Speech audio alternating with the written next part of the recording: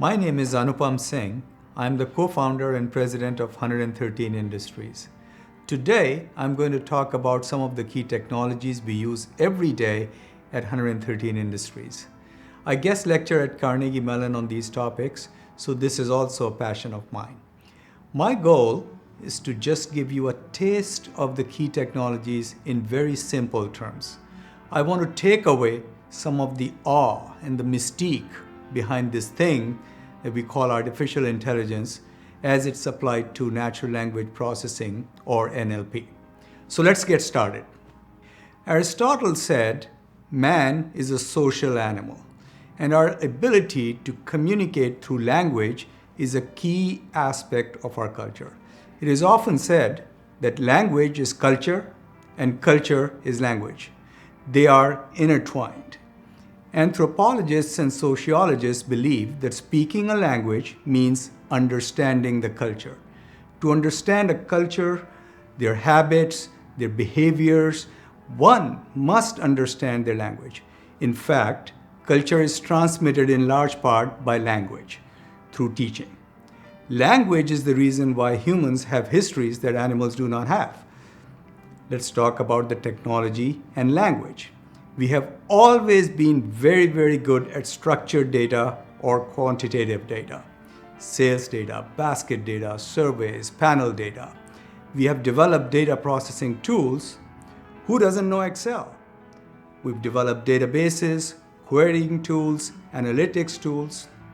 What if we could analyze all the natural language data just like we are able to do with the structured data? Is there an Excel for NLP? Are there dashboards and charts for NLP? Yes, yes, and yes. Today, I'm going to take you under the hood and show you the internals, the parts, and the interconnections that build these engines. So, let us open the hood and start looking. First thing to know is that language understanding is really hard. Think of all the different ways we talk and write. Think about the role of grammar. Think about the same word meaning different things based on the context. Think about how we use abbreviations and acronyms. Anyone know what TLA is? 3-letter abbreviations. Think about phrases and colloquialism. Now, add sarcasm and emojis to the mix. Suffice it to say, language understanding is hard. But don't despair. There's been a lot of work done by academics to advance the state of the art to understand language. Essentially, there are two very different approaches. One is what I call linguistic NLP. The other is generally known as statistical NLP.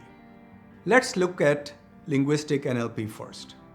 This is where we started many decades ago. It is based on understanding the syntax, the grammar, the structure of the language. Remember the parts of a sentence? Subject, verb, object? Well, we call it SVO decomposition. And then you have adverbs, prepositions, conjunctions, and on and on and on. In NLP, we call them parts of speech or POS. Let's look at an example. I love using honey instead of refined sugar when baking. Healthy and so yummy. NLP pulls out the nouns, honey, refined sugar, the verbs, love, using, adverb, instead, adjectives, healthy, yummy, etc. So if you can break down data into sentences, and then the sentences into words, and then decompose the words based on the parts of speech, we can then extract meaningful information that a computer can analyze. Now that we have our parts of speech, we can extract patterns that describe various things we might be interested in. For example, a preposition, determinant, noun pattern, or IN, DT, NN pattern. IN is a preposition, postposition such as in, at, during, to. DT is a determinant such as a, and, the, and NN is a singular noun. In, DT, NN. Example would be as a snack, as a meal, as a side. These might emerge as how a particular food item is consumed. Then you might have at the club, at a party, in my backyard. These might emerge as the places where I'm using a product. You can see I can look for and extract demand moments, purchase frequency, frequencies of usage, food pairings, the ingredients being used or talked about, etc. We can also extract entities, a technique called named entity recognition or NER. That allows us to extract things such as names, companies, places, etc. Also, we can understand sentiment and passion. Is what we are saying positive or negative? This is what we call sentiment analysis. And further, we can attribute that sentiment to the right subject or object. I'll just note here that there are challenges such as irony, sarcasm, idioms, colloquialisms, slangs, etc. So accuracy on some of these is not very high. Add to that the complexity of each language, and there are hundreds. So these remain active areas of research and development. The second type of NLP analysis is statistical NLP.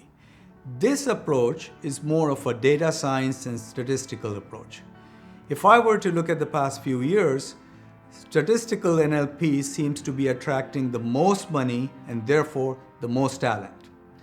The idea is that if I have a bunch of data, I can find patterns or correlations in the data and base my decisions based on the probability or likelihood. Now, I can deploy a whole bunch of data science tools that have been developed over decades. These approaches require a ton of data, massive data sets, and huge computing power to build these models. Good news is that we do have large data sets and ever-increasing computing power. A variation of this approach is neural networks or machine learning or deep learning. The famous English linguist J.R. Firth said in 1957, "A word is known by the company it keeps." This emphasizes that we must, in fact, understand not just individual words, but the context to really understand what is being said. Without going too deep, pardon the pun, the underlying principle of deep learning is to use the principle of similarity and retaining enough context. How do we do this? Well, the first step is to convert characters, words, and phrases into vectors, a sequence of values. We call these sequences word or sentence embeddings. Once we encode the raw text in this way, the computer can perform all kinds of operations on them, including statistical modeling and running them through complex neural networks for deep learning. A neural network basically tries to simulate how our brain works by assembling layers and layers of transformers, which are pairs of encoders and decoders of information like the neurons in our brains. These transformers also emphasize or pay attention to pieces of important information, and then they forget the non-essential or unimportant information. Remember the context we discussed? Well, the memory and attention provide that context. The more information we provide, the better this representation becomes. We call this representation a model. In this model, sentences having similar meaning and context will be much closer to each other in our representation. I've simplified this a lot, but this is the essence of deep learning.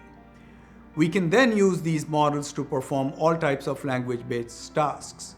For example, once we have our model, we can use it to perform all types of language-based tasks. If you're wondering if you've run into these, let me tell you, you're using these every day. Whenever you search for anything online or translate something from one language to another online, or see a summary of reviews on Amazon, or when Netflix is recommending similar movies to you, or you're chatting with a bot, you are seeing applications of NLP and deep learning. When Google suggests the next word as you're typing a search phrase, or when iOS autocorrects spelling while you're typing, it is likely using NLP and deep learning. One of the benefits of creating these models that retain the context is that it helps us dive deeper into seemingly similar posts, especially if you're trying to understand the motivations or the whys of your consumers. For example, consider these two sentences. I love using honey instead of refined sugar when baking, healthy and so yummy. And I hate when healthy snacks hide tons of fat. I don't mind having an occasional bag of chips, but 10 grams of fat in a small bag, that's gross. Both of these sentences are about healthy living. Let us continue to add more posts to our set and use our deep learning to cluster and group similar posts. I call this looking at the forest, not just the trees. We can now see multiple clusters emerge. One is about natural ingredients and holistic living. Another is about controlling or limiting. Yet another is about indulging and enjoying your food. Imagine the other questions we can now answer. What are the various frictions? What are the unmet needs? Is one behavior much more dominant than the others? Etc. This is how we build our consumer behavior model. If you're looking to understand our consumer behavior model in more detail, tune into one of our following sessions.